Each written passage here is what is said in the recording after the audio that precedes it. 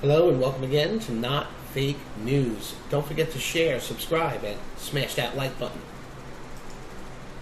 We got CNN talking puppets rattling off a bunch of nonsense. Hate listening to it, but you have to know your enemy, right? They're the enemy of the American people. They're on the front line of the fight. We got to hear what they're saying. They've been condemned, and they was yelling, I think it was yelling it back at Jim, you're fake news. Right. How do you respond? Well, look, I think the president didn't want to talk about it anymore, honestly. Yeah, you think? I think he believes he said what he finally needed to say 48 hours ago. And I think the questions ought to be asked about, quite frankly, why he didn't say it 48 hours ago. And, I think if you sort of want to take a step back here, I think this is a president who we've seen over the last 6 months kind of lacks a sense of history and a sense of the gravity of the job of the presidency, and lacks a sense of understanding of the leadership that's needed from the bully pulpit at moments like we just saw over the weekend in Charlottesville. And at a time when he needs to start building his credibility in the country, you saw our polls last week which said that an overwhelming majority don't believe things that are coming from the White House. Instead, he sort of squanders it. And so I think that everybody's been grappling with what occurred on Saturday, and condemning Nazis and KKK members ought to be one of the easiest things anybody can possibly do from the bully pulpit. And yet you know what, I'm not even going to say anything. It took a long time. David Chalian, what do you think? Well, I certainly agree with Gloria that Saturday was a completely missed opportunity. His statement was quite strong today. He came out and really hit the notes that I think the country was eager to hear from him on Saturday. And so I do think it begs the question, why was that not his initial instinct? What have we learned now fundamentally about the way Donald Trump's worldview is put into action as part of the presidency of the United States of America? What did we see on Saturday that this was not part of his initial instinct of how to respond to this, and that this only came after 48 hours of pressure from his fellow Republicans, from the press, from critics, wherever he couldn't find comfort anywhere in what he had said on Saturday? He realized he needed to fix the problem, but fixing the immediate PR problem, I don't think is actually answering the fundamental question about where his initial instincts were on Saturday. Nia, you heard the president. He said he addressed it. I had a Trump supporter on last hour who was saying to me, why is the media so fixated on how that the president is responding to this? Meanwhile, I'm saying, well, because neo-Nazis, basically descended upon a town in Virginia and one woman has been killed. But, that's just how one perspective. What did you make? How did the president do today? I think that's right. It's not just the media. I have a woman who I mentor who's actually going to the University of Virginia in Charlottesville, and lots of, obviously, people around the country are going to Charlottesville and perhaps going to the University of Virginia. People are afraid, right? I mean, the images that we saw on our television screens on Saturday, I think, were frightening to many, many Americans. And I don't think the president, as of yet, has addressed that real fear that a lot of Americans have, that this is something that has happened on American soil. People shouting against Jews, shouting against African Americans, raising Nazi salutes. And I think he came up short today again, I think, in addressing that real fear. I think we have a president who typically identifies threats. Some of those threats are... The first phase of the globalist elites and the media and the MS and Pelosi and all those political people who are leftists. The first phase was Antifa. Send in those, the left. Oh, we're anti-fascists. Meanwhile, they're the ones who are fascists. They're the ones who are trying to take away people's freedom of speech, the First Amendment right. So the first phase was to send in the leftists. Phase 2 is now been implemented. That's send in the white supremacists from the right. Oh. Both groups are being puppeted around by the top people, the global elitists, the globalists. Both groups. They don't know it, probably. Maybe they do. Maybe the leaders know, maybe they don't. I don't know. But, just think of it like a triangle. At the top is, I'm not going to say Soros, because I don't think he's one of them, but I don't think there's a lot of Soroses with billions of dollars that are doing this. I think Soros is just the front man that they put there to make everybody have some boogeyman to point to. But there are other globalists with big money that are behind this. So let's think of it like a triangle. You're looking at the triangle, you got the top. The very top is, let's just say, Soros. Okay? And people like him. And then on the left, you have the left Antifa, and on the right, you have so on the left, you have the Antifa leader, and on the right, you have the white supremacist leader, like David Duke. They might know what's going on, have a little inkling of the plan, and they don't tell anyone beneath them what that plan is. They just say, we got to go fight. And the people beneath them fight.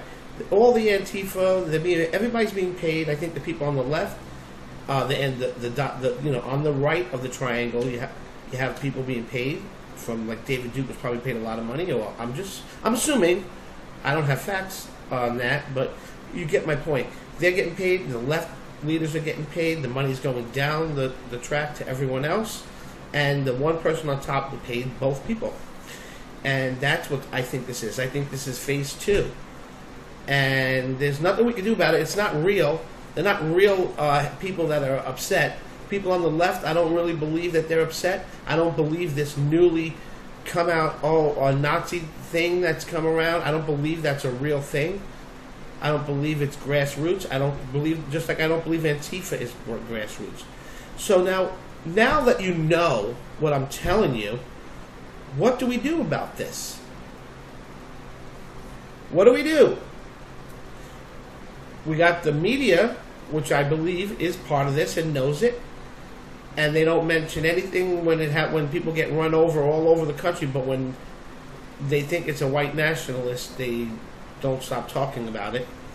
The president came out and remember what they were saying before? Oh, the president, why didn't he come out sooner? Why didn't he say sooner? Well, you know what? The president also didn't say that he likes blueberries and strawberries on his waffles. Does he have to say every damn thing in the world? No. Okay? No. And the reason why he came out with what he did, he said it many times, and you can pretend like you don't want to hear it, mainstream media, that's all of them, is because he didn't have all the facts yet, and that's what you do.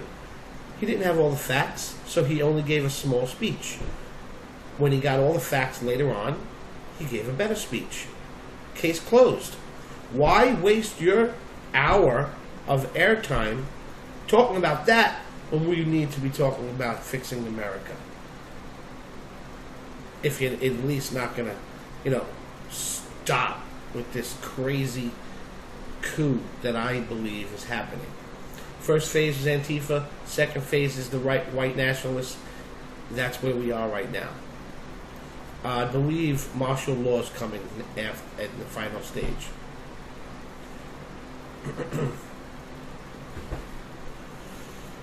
Let's listen to these idiots.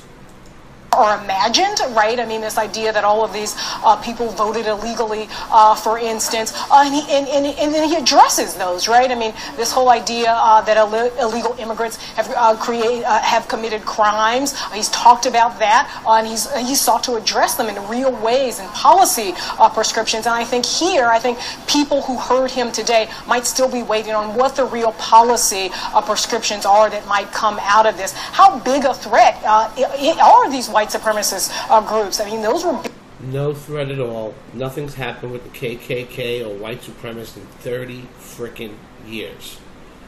And I think black people especially should watch where they tread with this. I don't think you really want to be grudging up old shit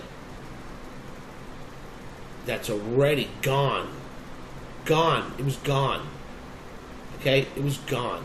Why are you going to let a few people like Al Sharpton and those people rile you up and let them make millions of dollars and cause race wars between people? You're smarter than that. Man, you're street smart. You know better. Buy this crap. I know you don't buy this crap. I know there's a lot of Spanish people, Mexican people, black people, Italian people, everyone, immigrants from all over, even Russian people, okay, in America, that are citizens and they love Trump. And they did it the right way. Big crowds that we saw there, they themselves had said that they feel emboldened. I mean, is this something that the federal government is going to treat as a real kind of broad scourge, or will they treat it as a one-off, kind of one investigation that obviously the Justice Department is looking into? So I think he's got a ways to go still. I talked to one Republican, I asked him, do you think that the president can come back from this? And one of the things he said, he asked me, did President Bush come back from Katrina, right? I mean, that was a watershed moment for President Bush. He wasn't really able to come back from that. Of course, he was in his second term, but it left a lot of doubts about this president, his empathy for certain groups of Americans. And I think this president still's got a long way to go in terms of closing that gap for many Americans who still doubt how he feels about these groups and what he's going to do. It's a great point, Cordell Brooks. People, of course, have been wondering, testing the mettle of a man is in the face of a crisis, and this is an atrocity, and that one young woman was killed, and separately those two state troopers. But imagine a Pulse nightclub shooting or something of that magnitude, and you have to wonder how he would respond based upon the course of the last 72 hours. I'm afraid of how he would respond, because let us note this. This moment was not a failure of message in terms of the White House Office of Communications, but it was a failure of morality relative to the Office of Conscience within the heart of our president, Donald J. Trump. Because his response today, which represented a rhetorical minimum, followed an anonymously sourced White House statement that clarified what the president most obviously failed to say. And it followed an initial statement that did not call out the Nazis, did not call out the white supremacists and the Klan. And so it gave the impression that the president was trying to have his hate cake and eat it too, in terms of having the White House disavow and condemn these white supremacists by name while he failed to do so. So this was a moment in which he did the rhetorical minimum. But his sincerity and his stature as a president will be measured by how he responds as a matter of policy. Number one, making sure that the appropriate prosecutorial and investigatory resources are devoted to going after... Bro, all we care about is nuclear war in North Korea, ISIS, Mexican gangs, pedophiles. That's it. Those are the problems we have in America. KKK is not a problem, Holmes. You see where I'm going? You see where I'm going? You uppity punk. To these criminals, or as he put it, thugs. Two, he can fire Steve Bannon. Let us know, Steve Bannon was the architect. You can go F yourself. How about that? How about you get fired, you uppity bitch? Of the Breitbart platform for the alt-right, aka white supremacists. He is still working in the White House, and as such, his mere presence perpetuates a de facto office of legitimacy for the alt-right. That continues. Man, I hope it enrages you every day that he's in there. And I know it does. And see, that's what it is, folks. These people hate Trump, hate Bannon, and they wake up every morning sick to their stomach. And I'm happy about that. I'm glad.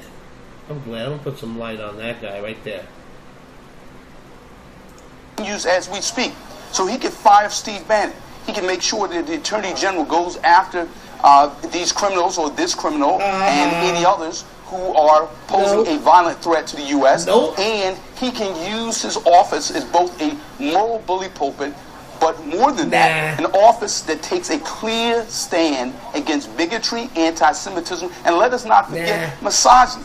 When we have neo-Nazis desecrating the memory of Heather Heyer as a woman in the wake of this tragedy, this simply speaks to the kind of the ugliness of this. Anti-Semitism, misogyny, racism, all at once, and certainly hanging like a cloud over Charlottesville, Virginia. The president needs to step up with words and deeds. That still needs to happen. Sure. Let me go back to your point on Stephen Bannon, and Jeff Zeleny turning to you, because it was Michael Eric Dyson made the same point last hour. He said Bannon and also Stephen Miller, he added to that list, need to go. So to you, because we've heard some reporting in and out for months, he's on the outs, he's on the on the end. What's the latest on Bannon's status? Well, Stephen Bannon, definitely the chief strategist of the White House, is on some thin ice. And this is not a new situation. Over the last 6 or 7 months or so, he's been at the front of everything, and then he's been retreated a little bit. But he is on the ropes somewhat, not because of the president's response in Charlottesville, a totally different situation. There are some in the White House who believe that Stephen Bannon is in a very public feud with H.R. McMaster, the National Security Advisor. In fact, the Wall Street Journal editorial page, a friend to the president had basically called him out and said, cut it out, stop fighting with this. So the reality here is that Stephen Bannon, there were some who wanted him to go at the same time Reince Priebus did. He hung on because he has a lot of allies in the White House, and the base likes him. So whoops. This might be the only time you ever see that word, terror, on CNN. It's when it's someone who they deem is a white nationalist killed someone in a terrorist act. You see how they call it terror? Because they really do know. And you're saying, what are you talking about? I'm going to explain. When I did a video of the van in Bedminster, England, on that bridge, Bedminster, I'm not sure with that location, a van slammed into a bunch of people and then got out and started stabbing the police officers, and they shot them. I did the video. YouTube, Google blocked it, wouldn't let me play it. Took the money away, demonetized it, and basically put me in a phantom zone with that video. So they don't want to show you when that happens. Okay, it's hidden. But this, they'll blast it all over the mainstream media. Oh, look at what he did! Look at what he did! Nuts. To go at the same time Reince Priebus did. He hung on. And look, I'm not saying that what he did was right, of course. And I think he should get executed for running into. He knew what he was doing. He got in the car. He ran people over. You get executed. If someone dies, you get executed. You're dead. Done. One person dies, you're dead. God forbid any more dies, you seriously, you are being executed. In my eyes, he's an idiot. I want you to call him a terrorist in Charlottesville, but I also want you to say that every other Muslim who does this is a terrorist, and I want you to say it right away. I don't want you to wait a week before you're forced to do it. Just like they're saying that Trump is doing with this thing. It's really them. They're the ones who are always holding back on the terror. Always. It's so hypocritical of them. They constantly do this. They never show you what's going on. I'm telling you, I'm here doing this. They're not showing you what's going on the mainstream media. I think you kind of know this already. But, yeah. Because he has a lot of allies in the White House, and the base likes him. So we'll see how long he stays. But I think the reality here is, the staff aside, this has been a revealing moment of what we learned about this president himself since Saturday. His own instincts, and I think in his response there, they have been condemned. They have been condemned. It almost sounds like, okay, I've done that, I can check this off. The reality here is, if you listen to his words he said earlier, which someone else wrote for him, he said, we must rediscover the bonds of love and loyalty that bring us together. That did not, to me, speaking in the past tense, they have been condemned. Okay, I'm done with the speech, moving on.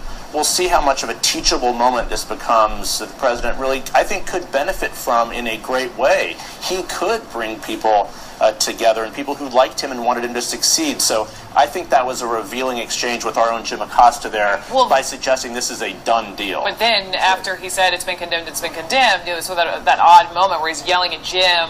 I sort of heard like, you're fake news or fake news. He likes to say that to Jim a lot, as we know. Because, well, I think it's a reflex for him at this point. But then he said, Jim also followed up with, what about your press conference? As you know, last Friday the president said he was going to be having a pretty big press conference at the White House today. We know that one this morning was hastily arranged, but he said we already had a press conference. We just had one. It's not a press conference if you don't take questions from reporters, which the president did not. Do you think the president thinks it's a press conference just when he's addressing the media? Just delivering a statement? I assume so. That's what it must be. And I've heard rumblings of that from White House staffers, but that's not a press conference. You have to take questions for it to be a press conference. And he should have been happy to answer these things. And like Jeff said, it clearly shows what his instincts were on Saturday with that very vague statement about many sides, and then contrast that with the one he had today that was carefully prepared after he had faced all of this criticism. Yeah.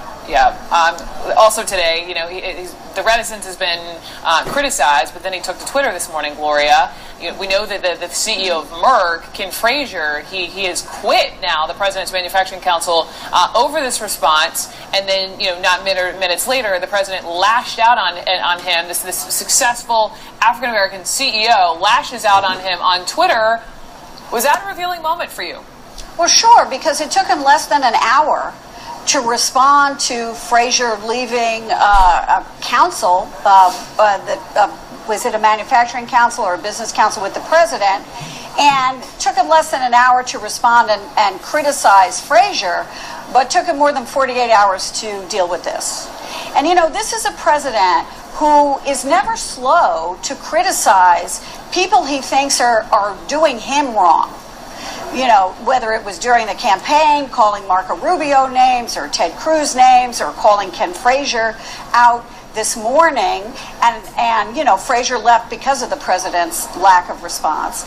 But it took him a while to sort of figure out the right tone, and this goes back to what David Chalian was saying and Jeff Zeleny was saying, which is it tells you a lot about the president, and that he's sort of unable to speak, I believe, to the country or for the country on an issue like this that is very challenging to us at this time. And what you look to a president for is someone who will be able to speak to everyone and say, this is unacceptable, we will bring these people to justice, this is wrong, this is who they are, and this is not what we stand for. But his instinct, which went unchecked over the weekend, was to do something very different. And so it's not a staff problem. It really isn't. It's a leadership problem.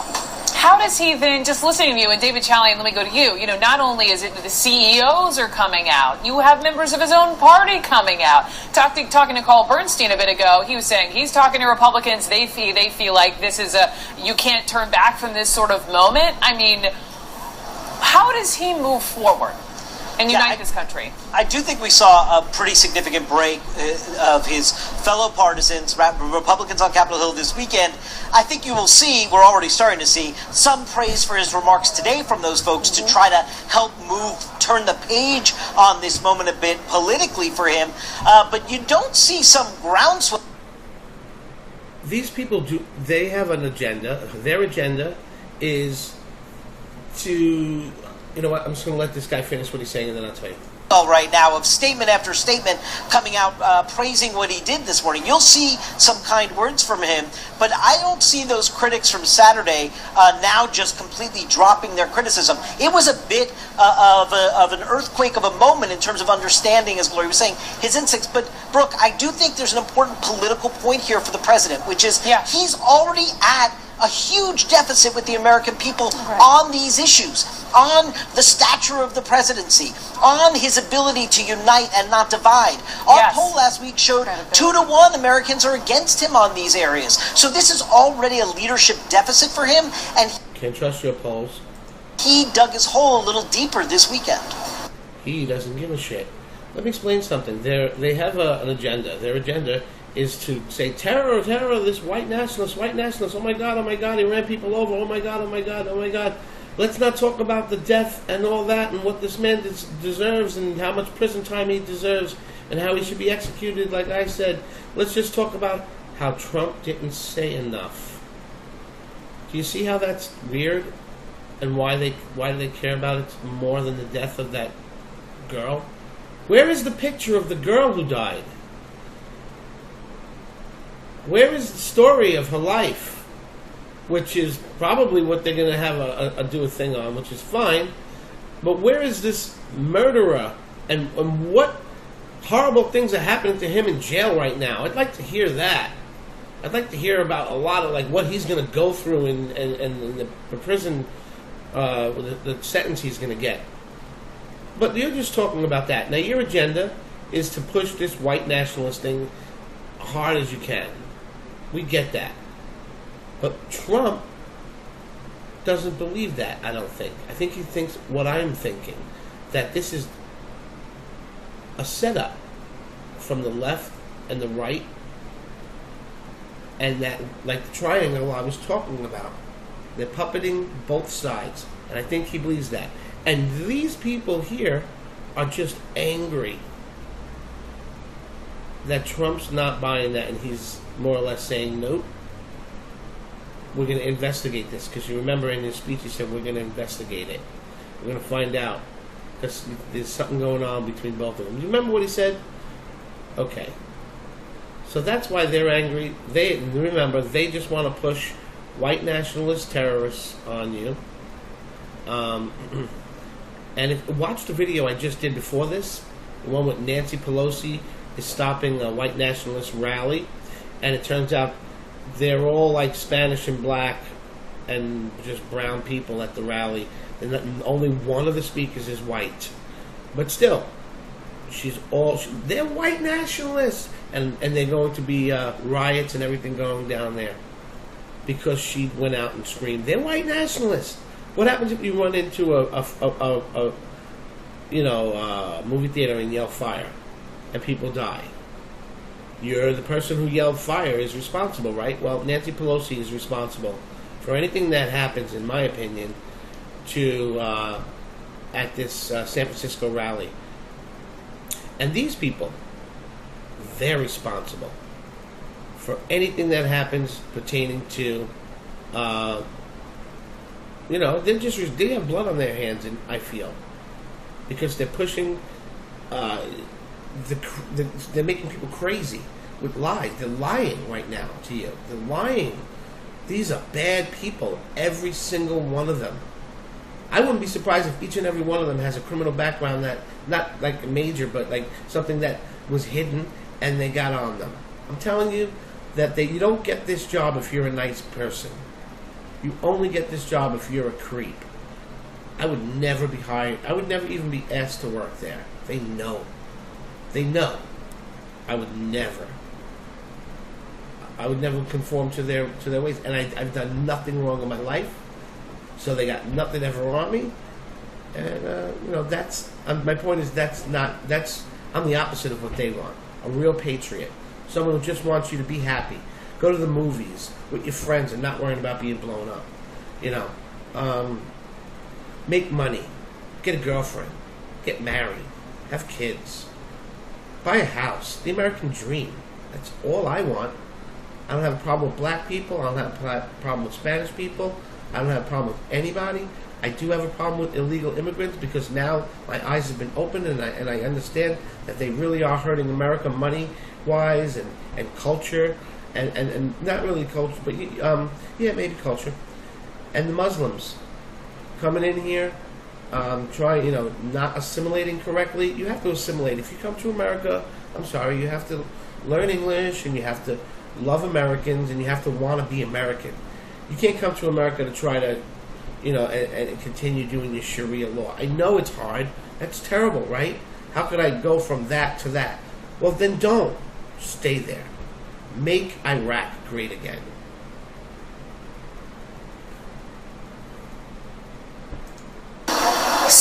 It's hard for me to listen to these people and not get a little angry.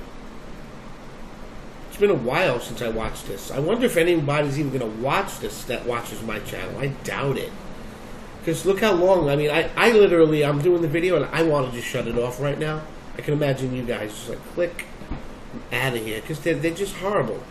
I mean, other than my, sparkling personality, I'm sure that keeps a few of you on.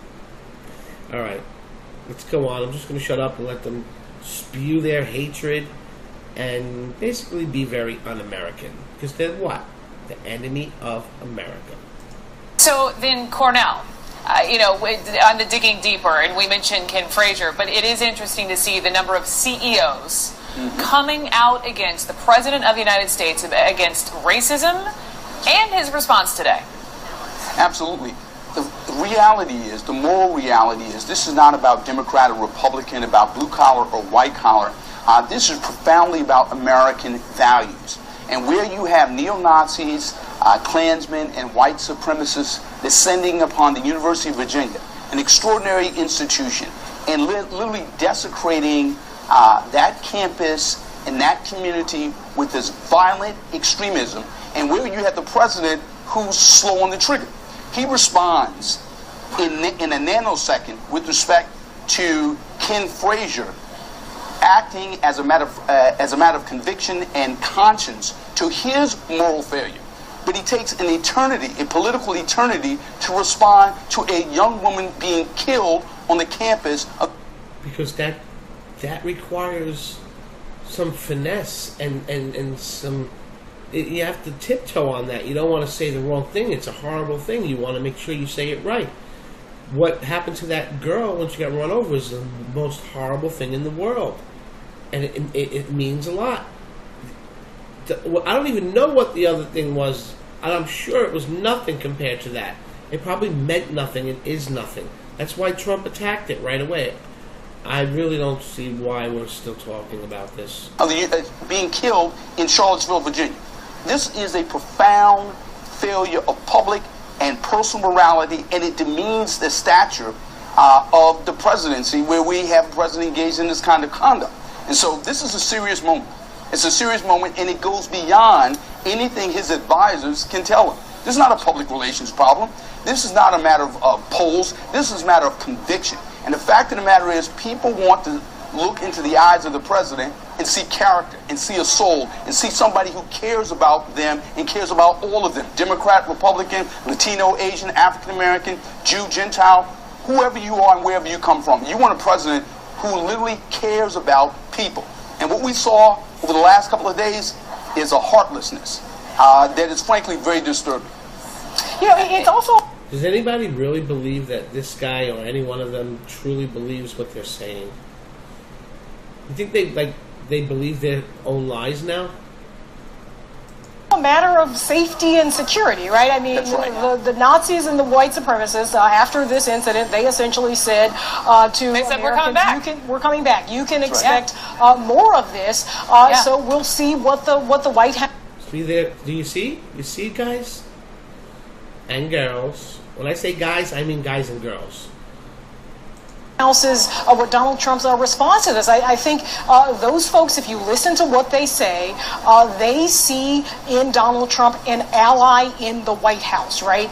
So I think many people think it's incumbent upon this president not only to denounce them, but say to those folks that you don't represent me, Donald Trump, because they certainly feel like when they wear those "Make America Great Again" hats. David Duke has said that white supremacists put Donald Trump in the White House because they feel like his vision of America comports with their vision of America. So we'll see. I mean, see how they try to conflate the "Make America Great Again" hat with white supremacy. Just because David Duke, some idiot, says something doesn't make it true. Okay, I don't have the hat, but I'm for Trump, and I would wear it if I had it. But why is that? Why does everybody who loves America and loves Trump have to be a white supremacist? It's crazy. You know how many other nationalities love Trump and have that hat? This isn't just a moment. This is likely, unfortunately, going to happen again. We'll see what we hear out of this White House. And that's what you want. Remember, take that from them. Remember, they want you to think white nationalists are going to attack again. Even though, again, they're probably, it's all being set up. He could have said, when I was just thinking about what Nia... And it's going to be in San Francisco. That's the next one coming up, folks. I know about it. Is saying, David Duke tweeted over the weekend, remember, we voted for you and all that. The president, who personalizes everything, could have personalized this and said, if you are supporting me, I don't want your support, period. I disavow you, period. Because he said all of that. She's lying to your face right now. He said all of that. What she just said.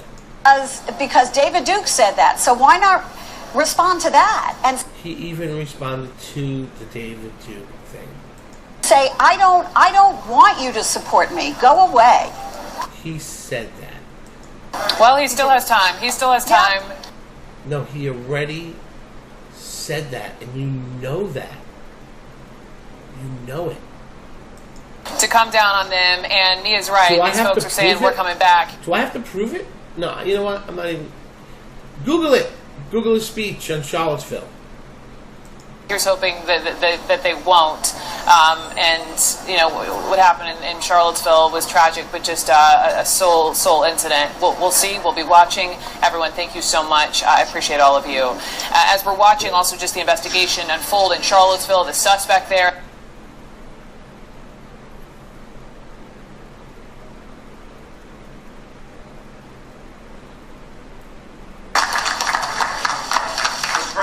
Explain why you did not condemn those hate groups by name over the weekend. They've been condemned. They have been condemned. And why are we not having a press conference today? You said on Friday we'd have a press conference. We had a press conference. We just had a press conference. Can we ask you some more questions, sir? It doesn't bother me at all, but I like real news, not fake news. Give fake news. Thank you, everybody. All the way, not fake news. Like the president, haven't you spread a lot of fake news yourself, sir? Yeah. Oh, look at the See, that hurts them the most, folks. Oh, it hurt. You have no idea how much that hurts them. That is kryptonite to them. Fake news. My channel is kryptonite to them. The name. I don't know why I even thought of that, but seriously, fake news, just fake news. The word fake, forget about fake news. The word fake probably makes them twitch. She goes around twitching, and if someone's like, "Is that the way to that fake costume?" She'll probably get all nutty on them just for saying the word fake with anything else. Now, I'm done. I'm so done. I hated that whole video. Thanks for watching, folks. Hope you enjoyed it. I hope you enjoyed hating it along with me. Yeah, so YouTube made it pretty hard for you to subscribe. They're mean to you.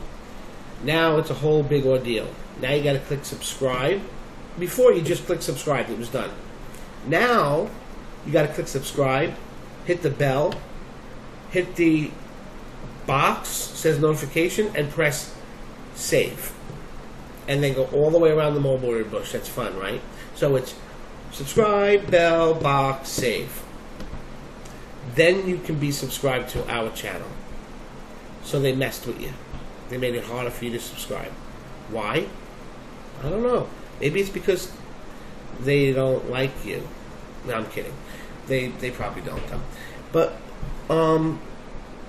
they definitely don't like us. They took 95% of our money away. I told you about that. And that's why that patreon.com/notfakenews is on the screen.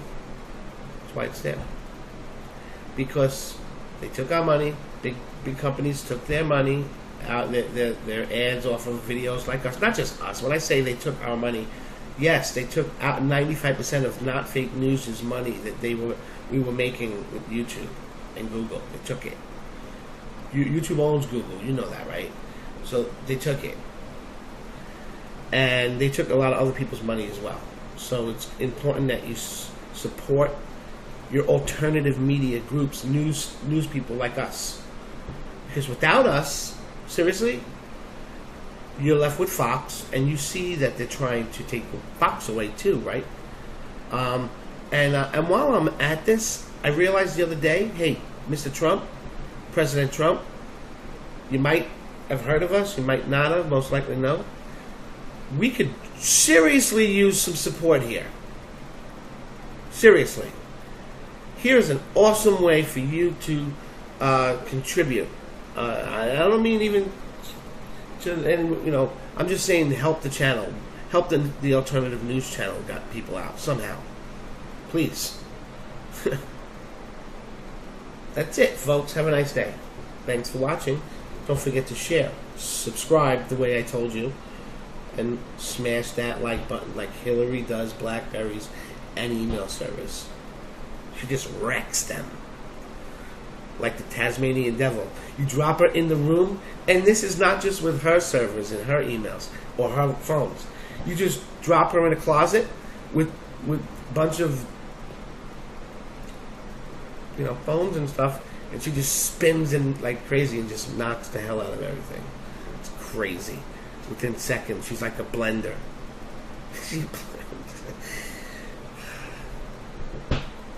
Wow, watching that show just put me in a whole nother zone. Can't stand them.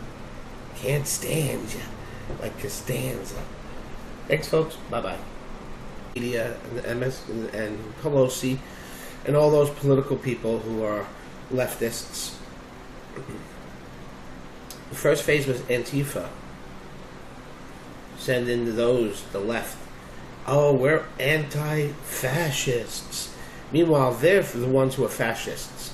They're the ones who are trying to take away people's freedom of speech, the First Amendment right. So the first phase was to send in the leftists. Phase 2 is now been implemented. That's send in the white supremacists from the right. Wow. Both groups are being puppeted around by the top people, the global elitists, the globalists. Both groups. They don't know it, probably. Maybe they do. Maybe the leaders maybe hit the notes that I think the country was eager to hear from him on Saturday. And so I do think it begs the question, why was that not his initial instinct? What have we learned now fundamentally about the way Donald Trump's worldview is put into action as part of the presidency of the United States of America?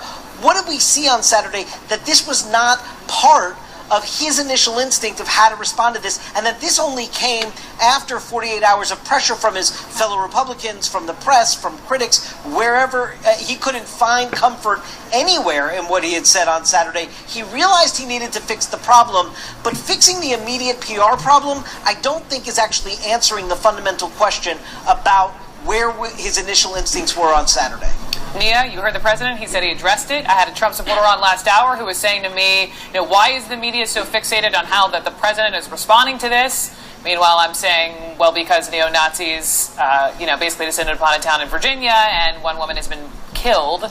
But, that's just how one perspective. What did you make? How did the president do today? I think that's right. It's not just the media. I have a woman who I mentor who's actually going to the University of Virginia in Charlottesville, and lots of obviously people around the country are going to Charlottesville and perhaps going to the University of Virginia. People are afraid, right? I mean, the images that we saw on our television screens on Saturday, I think, were frightening to many Americans. And I don't think the president, as of yet, has addressed that real fear that a lot of Americans have, that this is something that has happened on American soil. People shouting against Jews, shouting against African Americans, raising Nazi salutes. And I think he came up short today again, I think, in addressing that real fear. I think we have a president who typically identifies threats. Some of those threats are... The first phase of the globalist elites and the media. Kind of lacks a sense of history and a sense of the gravity of the job of the presidency, and lacks a sense of understanding of the leadership that's needed from the bully pulpit at moments like we just saw over the weekend in Charlottesville. And at a time when he needs to start building his credibility in the country, you saw our polls last week which said that an overwhelming majority don't believe things that are coming from the White House. Instead, he sort of squanders it.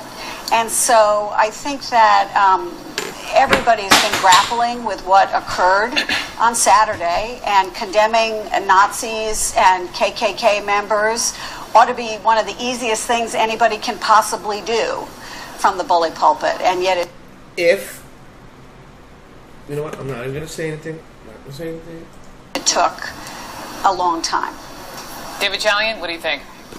Well, I certainly agree with Gloria that Saturday was a completely missed opportunity. His statement was quite strong today. He came out and really... Hello and welcome again to Not Fake News. Don't forget to share, subscribe, and smash that like button.